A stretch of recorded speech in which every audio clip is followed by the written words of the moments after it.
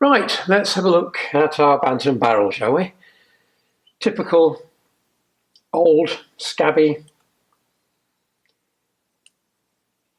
lots of old bits of gasket, rusty fins, copious amounts of red gasket goo from previous assembly, and some rather dodgy threads on the inlet stubs, which will need to be addressed later on, I think. But if we have a look inside, despite the low compression, I'm not sure we'll be able to see that because of the lighting, there's no horrendous scoring or obvious defects. There's very slight marking where I think the piston has probably sat for a while looking at it. But absolutely nothing you'll catch a fingernail on. So, really it's down to measurements. So that's the piston that came out. Just a very slight scuffing on one side. Nothing really horrendous, but you know, it needs a new piston, without a shadow of a doubt. There are no markings on the top of the piston that I can see, and my eyesight is frankly appalling, other than front, which is there. Don't know if you're able to see that. So I have to assume it's standard bore. Rings are rusty. They're also stuck in the piston when I took it out, with old crud basically. So if we check the ring gap, which gives an idea how badly worn the bore is, if we squeeze it into place, then use the piston to square it up within its operating area.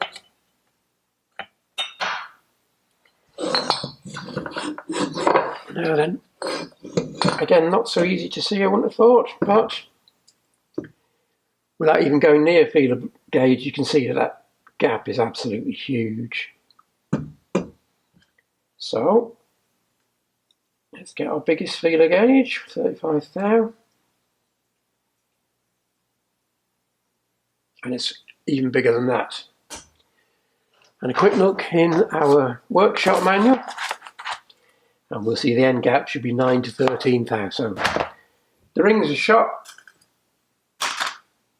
and therefore we need to really check now the size of the bore, which is rather tricky unless you've got really good quality equipment, which I haven't, but we'll have a look anyway.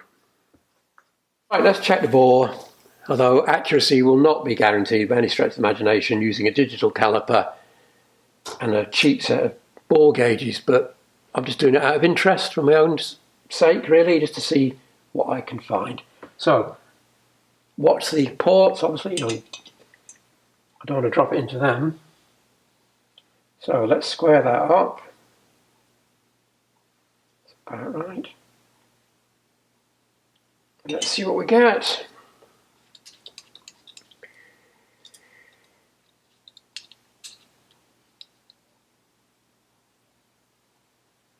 .73. Try it at right angles. About the same sort of place, I think. Square it up.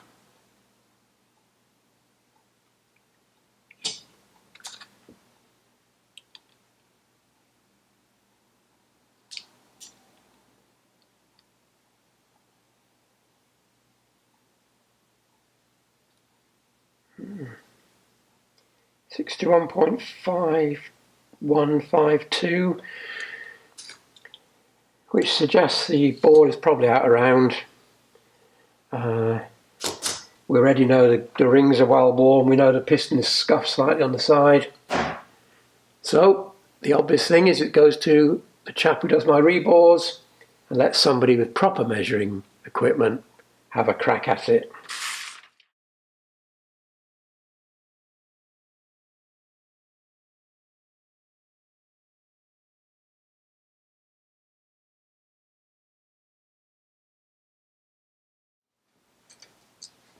Right, I want to get these knackered studs out, which I think is going to require some heat, which I'm going to put in here to try and encourage them to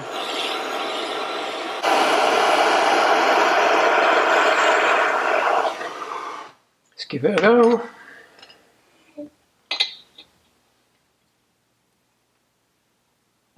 Oh, for God's sake. No! Going nowhere with that. Let's try. Get the second one on there.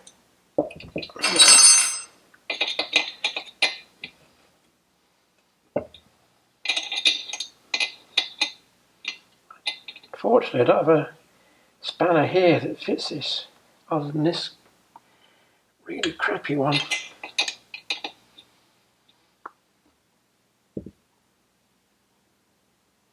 No. I don't think anything's happening now.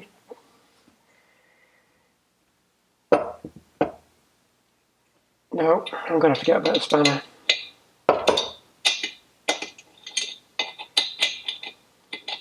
Can anything move there? I'm not entirely sure. I might try that again. Maybe a very slight movement. How hot's that? Let's try again.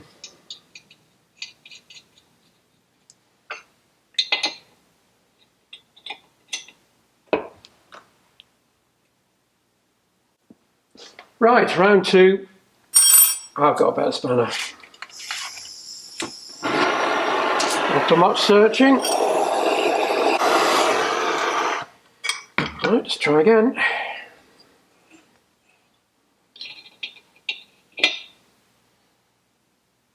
Oh.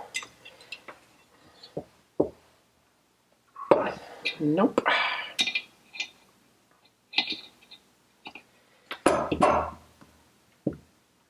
Yes. Oh, wow, that was tight. Mine a heart tight job there. Yeah, there we go. There we go.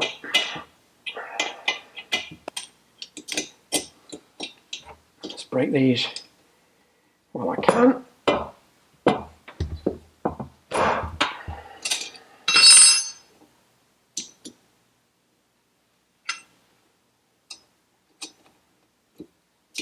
Come on.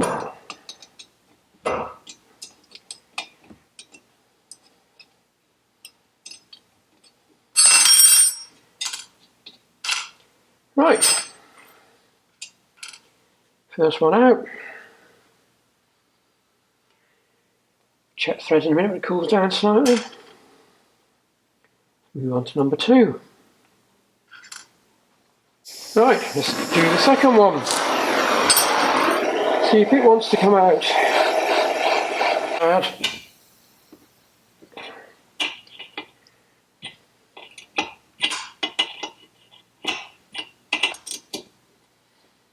It's still going to be hot. Yep. So there we go. So now we need to clean it up, get rid of this old paint and this old gasket surface, which is what we're going to do next. So it's over to the parts washer.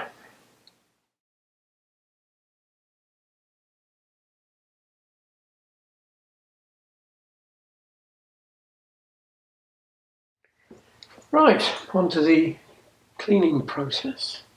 Now, I did have a proper parts washer brush, but it's fallen apart, so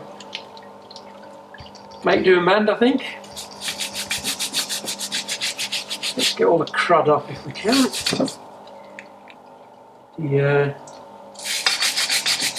The level's a little bit low, which is why the pump's not working very efficiently.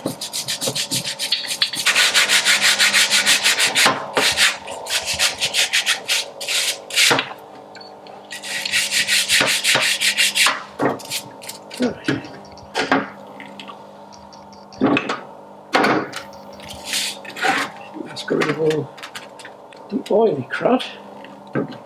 and we're left with basically paint. So let's see what we can do with that.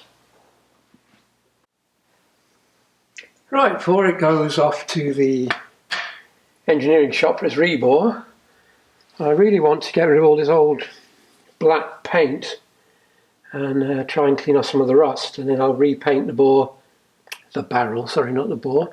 I'll repaint the barrel when I get it back in black again.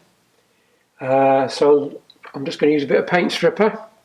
I've got some, oh dear, my brush has gone a bit cruddy in the meantime, but anyway, let's get it on. So let's just leave that for a couple of minutes. This paint stripper is pretty good. It'll be discussed in the paintwork section when I get around to doing that. But in the meantime, just leave it a minute to do its job. By the way, you should always wear gloves, not use bare hands. Stupid me. 5 minutes have elapsed.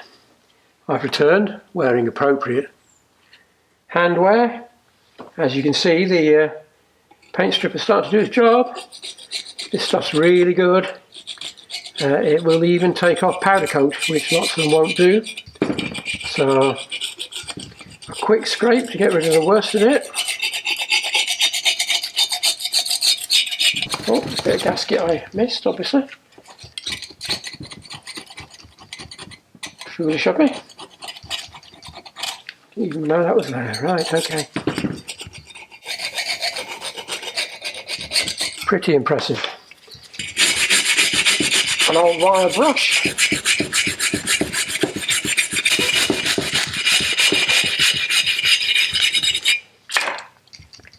Right.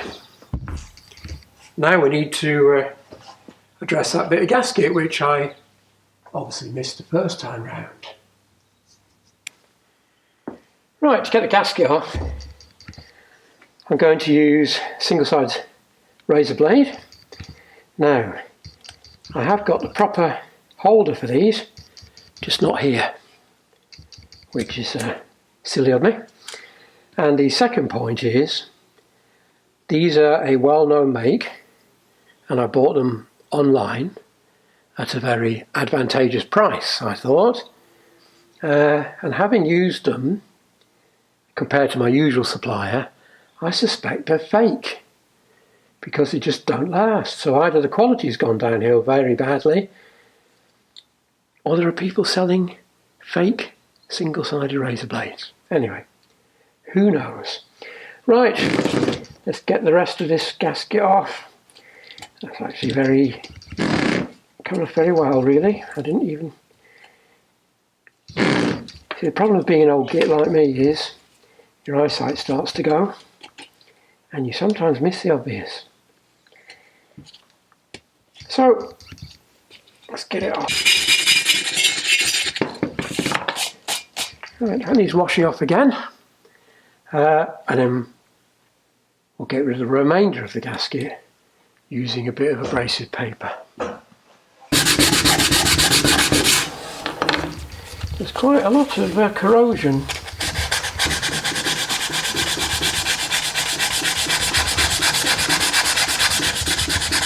Because that's actually rust pitting in the front there, which is eating into the surface slightly.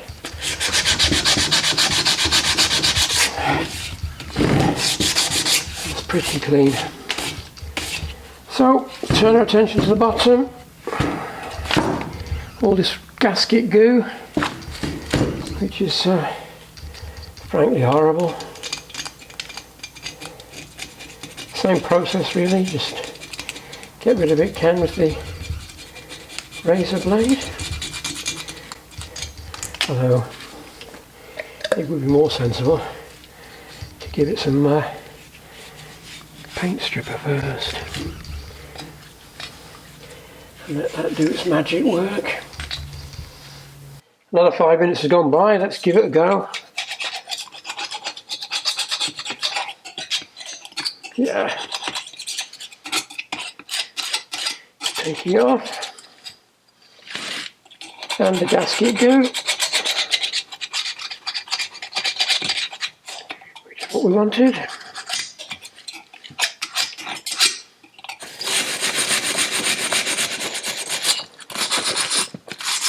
Oh yeah, lovely. And that old black paint coming off. Right. Blow that off, run it through the parts washer again, clean up the bench and see what we've got. Right, there we are, it's all cleaned up. Slightly pitted in the cast iron, but you know, it's an old bike. I've cleaned up the carbon that was in the exhaust port, which wasn't that horrific to be honest. I have got the screw-on stub, which I'll just show you now, which is a slightly Heath Robinson affair. The small exhaust port, BSA obviously wanted to increase the size of the exhaust, presumably to increase gas flow. But rather than do a complete new casting, which is obviously the best way to do it because you would physically increase the port size in the barrel, they went for a screw-on ring, which is quite tight. Which way around? There we are. That's the right way around. Which is a bit tight. No. There we are. Which then allows a bigger bore exhaust. So presumably you still get some benefit of the extraction of the bigger bore exhaust without the expense of going to changing the barrels. But unusual. Not in perfect condition, this one. There's a slightly damaged part on it. So I suspect I'll have to get the files out and clean that up. But at least it's there and I've got something to work with. So that goes with the barrel. And then in the box of assorted bits, which came with the bike, which is actually really just a box of assorted scrap, there was another piston, which has the same height, 2 rings, same height for the gudgeon pin, same cutouts, so it must be a Bantam piston. Now, we know we're going to have to rebore the barrel. That very nearly fits.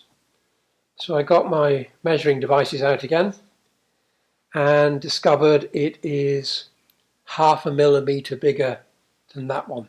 So despite there being no markings, it must be 20 thou over, which is pretty much what I think the guy doing the rebores is likely to recommend for this.